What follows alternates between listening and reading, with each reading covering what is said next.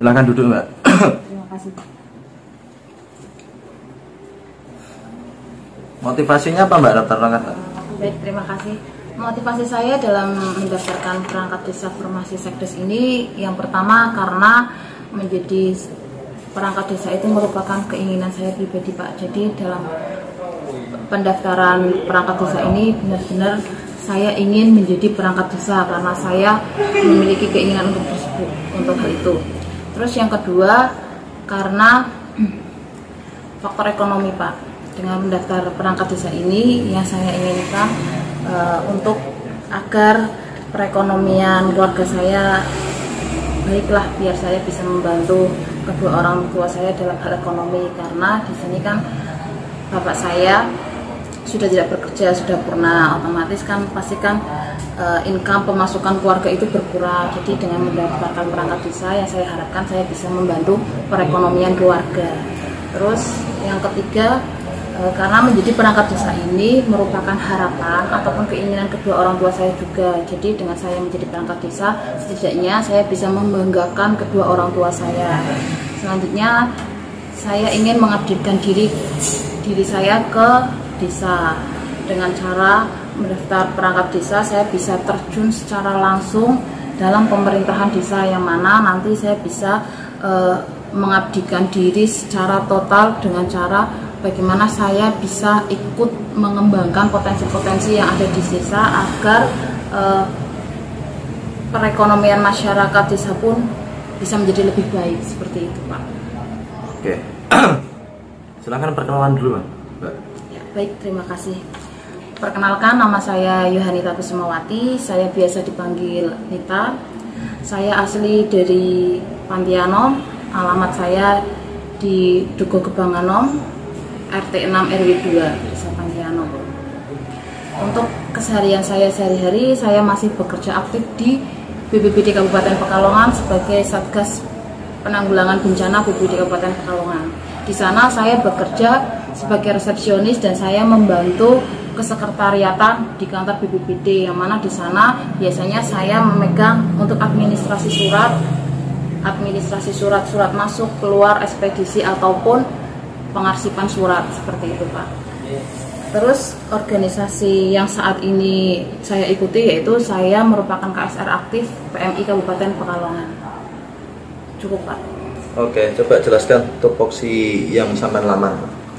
Nah, tupoksi yang saya lamar ini, saya melamarkan di formasi sekretaris desa, yang mana sekretaris desa ini merupakan orang kedua di pemerintahan desa, ya, Pak. Yang pertama ada kepala desa ini, yang kedua ada sekretaris desa, yang mana sekretaris desa ini dibantu oleh dua KAUR, yaitu KAUR Umum dan Perencanaan dan KAUR Keuangan. Terus ada yang namanya Kasih Pemerintahan dan Kasih Kesra, yang mana Kasih Pemerintahan dan Kasih Kesra ini bertanggung jawab langsung kepada kepala desa. Selanjutnya ada Kadus, ya, Pak. Kadus 1 dan Kadus 2 itu juga langsung bertanggung jawab ke kepala desa. Sedangkan sekretaris desa ini, jadi sekretaris desa ini membantu administrasi pemerintahan desa dan sebagai koordinator di pemerintahan desa tersebut, Pak. Jadi di sana saya menjadi sekretaris desa ini menjadi koordinator dan administrasi pemerintahan desa, yang mana tupoksinya yang pertama melaksanakan ketatausahaan, Pak, seperti melaksanakan surat menyurat, pengarsipan surat ataupun ekspedisi. Terus juga dalam hal perencanaan itu seperti merencanakan pendapatan dan belanja desa ataupun pembuatan proposal pembangunan, dan yang saya ketahui itu membuat laporan ketika pelaksanaan pembangunan tersebut. Terus juga kayak administrasi keuangan desa, seperti itu, Pak. Cukup, Pak. Oke. Kalau misalnya warga ada masalah, Mbak, sampai sebagai sekretaris desa, apa yang akan Anda lakukan? Ketika warga saya ada masalah, yang pertama saya cari tahu dulu apa permasalahannya, apakah permasalahannya ini hanya cekcok biasa antar warga ataupun sudah menjurus ke ranah pidana. Ranah pidana ini bisa pidana ringan maupun pidana berat, Pak.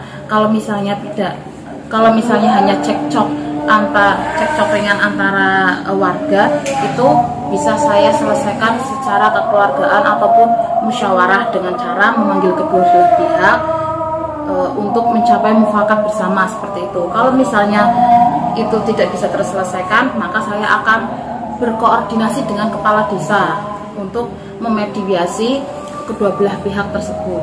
Tetapi ketika permasalahan itu sudah mencapai ke ranah pidana, kalaupun itu pidana ringan, berarti sesuai dengan yang saya ketahui, sesuai dengan edaran Bupati tentang edaran Kapolres tentang resolusi justice itu, maka ketika pidana ringan ini bisa diselesaikan dengan cara mufakat ataupun mediasi tanpa melalui jalur hukum. Tetapi ketika masalah tersebut sudah merupakan masalah pidana berat seperti pembunuhan ataupun pencurian motor, itu ya saya serahkan ke pihak kepolisian, Pak. Oke. Sekarang kalau sama jadi punya inovasi apa, Mbak? Inovasi saya ketika saya menjadi sekdes, yang pertama saya ingin mengusulkan agar absensi ini menjadi absensi digital ya, Pak, karena kebanyakan desa ini masih menggunakan absensi manual ataupun paraf ataupun tanda tangan itu. Padahal di tingkat kabupaten, kecamatan ataupun pendidikan, guru itu sudah menggunakan absensi digital, dengan harapan ketika menggunakan absensi digital ini rekan-rekan perangkat desa maupun saya pribadi bisa lebih disiplin, seperti itu.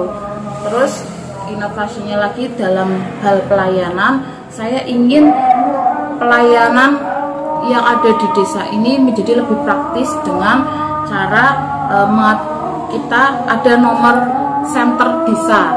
Nomor center desa ini diharapkan bisa membantu warga masyarakat dalam hal pelayanan ya, Pak. Misalnya seperti ada warga masyarakat yang ingin membuat KK ataupun ingin kayak mendaftarkan untuk izin pernikahan. Nah, dengan adanya nomor center ini, warga itu bisa WA terlebih dahulu, Pak. WA terlebih dahulu kira-kira persyaratannya apa saja. Nanti kita bisa jelaskan melalui nomor center tersebut agar nanti ketika warga datang ke balai desa itu lebih efektif karena persyaratannya itu sudah terkumpul semua.